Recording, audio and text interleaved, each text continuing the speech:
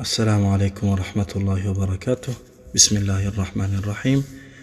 شنونده محترم و عزیز و گرامی قدر، میخواهم امروز با حدیث خوشحال کنم و برایت خوشخبری بدهم.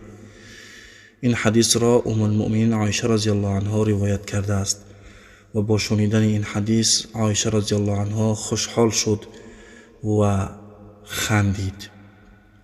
عایشه رضی الله عنها میگوید گفتم یا رسول الله برایم دعا کن.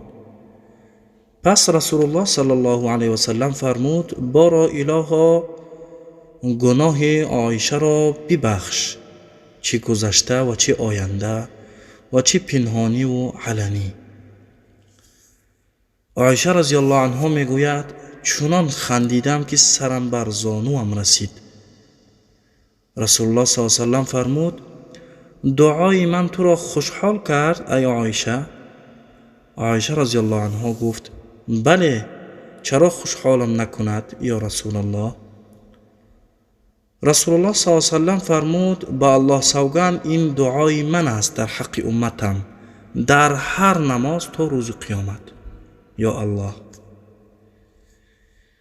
رسول الله صلی الله علیه و سلم چقدر مهربانند برای ما. سبحان الله. فکر کن رسول الله صلی الله علیه و سلم برایت دعا میکند تا روز قیامت. رسول الله صلی الله علیه و سلم برایت دعا میکند و دعای رسول الله صلی الله علیه و سلم برایت این است که الله متعال گناه آینده و گذشته و پنهانی و علنیت را ببخشد. سبحان الله.